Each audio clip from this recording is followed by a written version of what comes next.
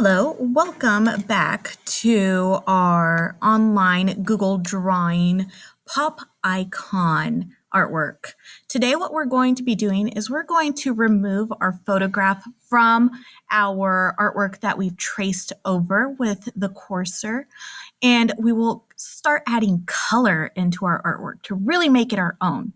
So the way we're going to do this is here is my Lady Gaga example online, and what we're going to do is we are going to make sure that the select tool is selected up on this toolbar here on the top left. It's a little arrow. Just click on that, make sure it's highlighted.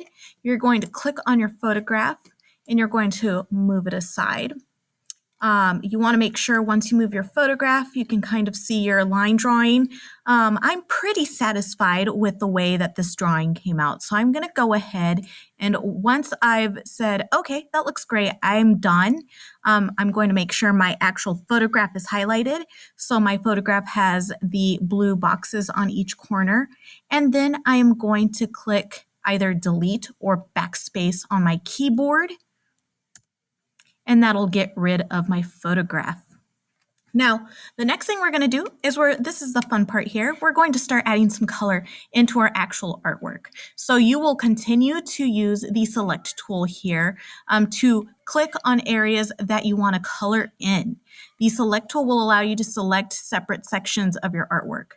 Right now, I have my gigantic rectangle that I use to trace the entire canvas out, and I can add some color into that. So because this is highlighted, I'm going to go ahead and now go over to my paint bucket over on my tools selection bar. And I think for this, I'm gonna go ahead and go with a dark blue. And it will color the entire artwork, but once you start clicking on separate sections of your artwork, you'll be able to see where we're going with this. Remember that the color scheme you can use is either going to be monochromatic or polychromatic. Monochromatic meaning you're going to choose one type of color. Say in this instance, I have blue, and then I'm going to add different variations of blue.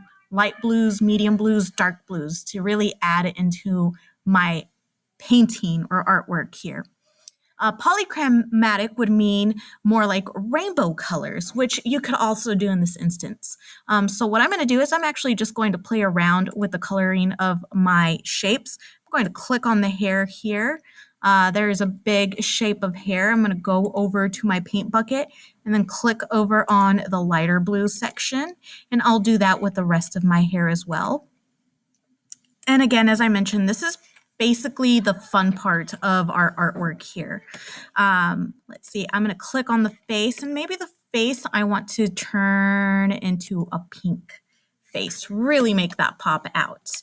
Now, when you fill in the color, this doesn't necessarily mean that you are stuck or committed to this color. You can always change it up. So if I'm not really enjoying the pink face on my artwork, then I can just click on the face and I can change it, say, into a purple face.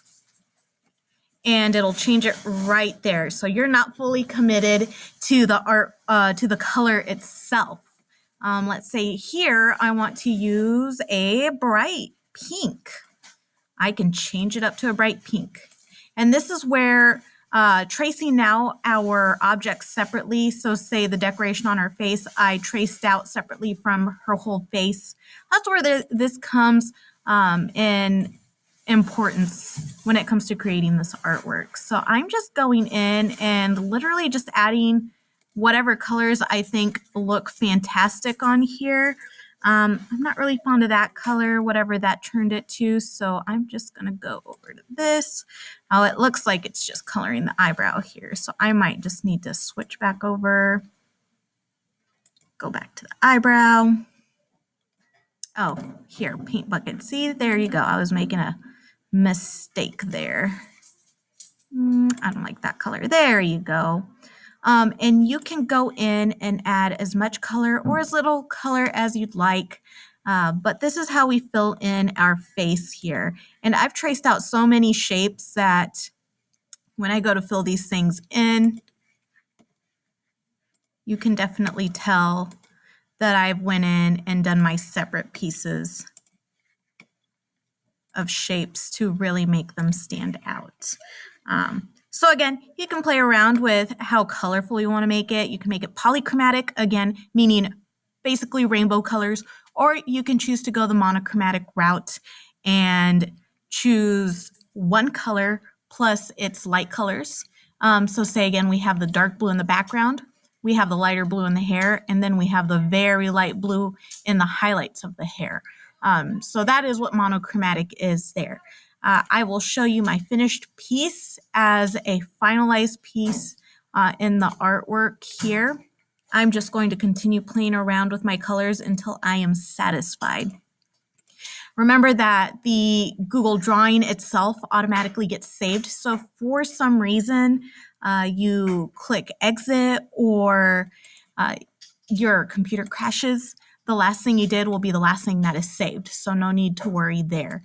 On the next video that you watch, you'll be able to see me add some Ben-Day dots here. And I think I'm going to go with the Ben-Day dots maybe in the background, but that decision might change later on as well. So stay tuned and just have fun adding the color into your character. This is one of the least harder parts of your artwork, not as difficult as the portion where we traced every single detail that we possibly could. So just have a good time with this, and I hope you come up with some cool color combinations. Thank you for tuning in.